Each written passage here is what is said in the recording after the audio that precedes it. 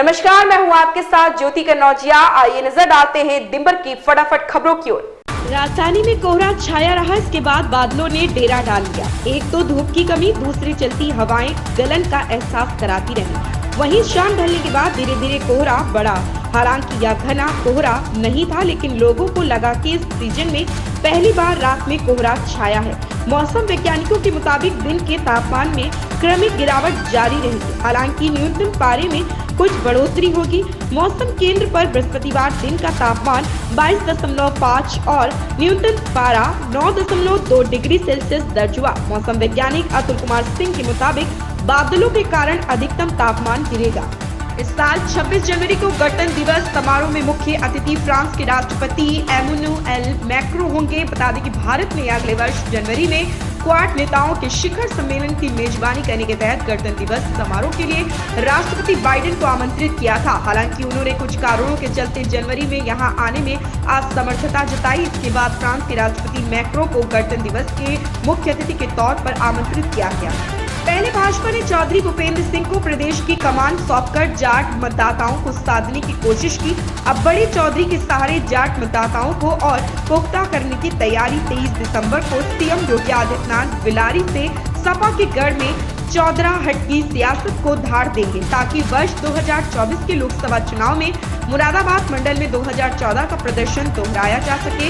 वर्ष 2014 के लोकसभा चुनाव में मोदी लहर में भाजपा गठबंधन ने प्रदेश के 80 में 73 सीटों पर जीत दर्ज की थी। इसमें मुरादाबाद मंडल की सभी 6 सीटें भी शामिल थी, लेकिन 2019 के चुनाव में भाजपा गठबंधन की सीटें घटकर 64 हो गई। मध्य प्रदेश का मुख्यमंत्री बनते ही मोहन यादव पहला चुनाव हार गए। वह भारतीय कुश्ती संघ के उपाध्यक्ष का चुनाव लड़ रहे थे। दरअसल भारतीय कुश्ती संघ के लिए 4 उपाध्यक्ष चुने जाने थे। मोहन यादव ने भी इसके लिए पर्चा भरा था। तब तक वे मध्य प्रदेश के मुख्यमंत्री नहीं बनाए गए थे। बता दें कि 13 दिसंबर 2023 को जब तक उनकी ताजपोशी हुई, तब तक पर्चा वापस लेने की तारीख निकल गई।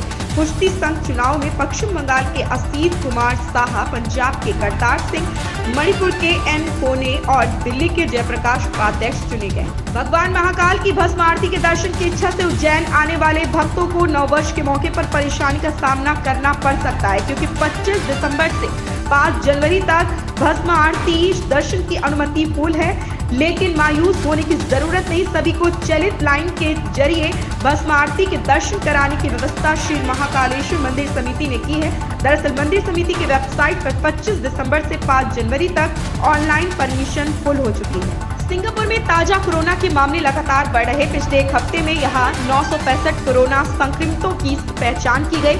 इससे पहले वाले हफ्ते में यहां कोरोना के 763 मामले सामने आए थे। इस दौरान गहन देखभाल इकाइयों यानी आईसीयू में भर्ती मरीजों की संख्या 23 से बढ़कर 32 हो गई। स्थानीय मीडिया की माने तो 2023 के किसी हफ्ते के दौरान अस्पताल में भर्ती होने वाले कोरोना संक्रमितों की यह सबसे बड़ी संख्या है।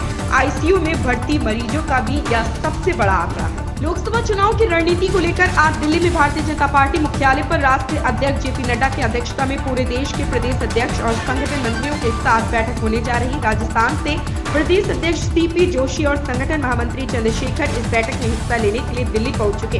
दिल्ली की इस बैठक में राजस्थान की 25 लोकसभा सीटों के लिए मंथन किया जाएगा। साथ ही लोकसभा चुनाव को लेकर की जाने वाली तैयारियों पर भी चर्चा की जाएगी। मुख्यमंत्री पुष्कर सिंह धामी ने सिलक्यारा रेस्क्यू ऑपरेशन में टनल की खुदाई में अहम भूमिका निभाने वाले 12 रेड माइनर्स को शॉल उड़ाकर सम्मानित किया। साथ ही उन्होंने सभी रेड माइनर्स को 50-50 हजार रुपए की सम्मान राशि के चेक भी प्रदान किए।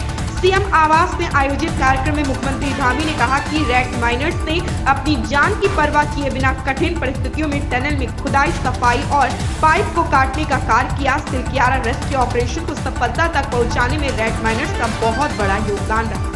अंतर्राष्ट्रीय गीता महोत्सव चलते आज पवित्र ब्रह्मा सरोवर के पुरुषोत्तमपुरा बाग में संत सम्मेलन का आयोजन होगा, जिसमें केंद्रीय गृह मंत्री अमित शाह मुख्य तौर पर शिरकत करेंगे। वहीं गीता मनीषी स्वामी ज्ञानानंद सहित देश विदेश के संत भी जुटेंगे, जो गीता के मर्म पर मंथन करेंगे। सभी विद्वान लोग पवित्र ग्रंथ गीता के उपदेशों को लेकर विचार विमर्श साझा करेंगे और आने वाली पीढ़ी तक पवित्र ग्रंथ गीता के उपदेशों को पहुंचाने के मार्ग को प्रशस्त करेंगे। भारत ने दक्षिण अफ्रीका को तीसरे वनडे में हराकर सीरीज 2-1 से अपने नाम की है। या दक्षिण अफ्रीका के खिलाफ उसके घर में भारत की दूसरी द्विपक्षीय वनडे सीरीज जीत रही।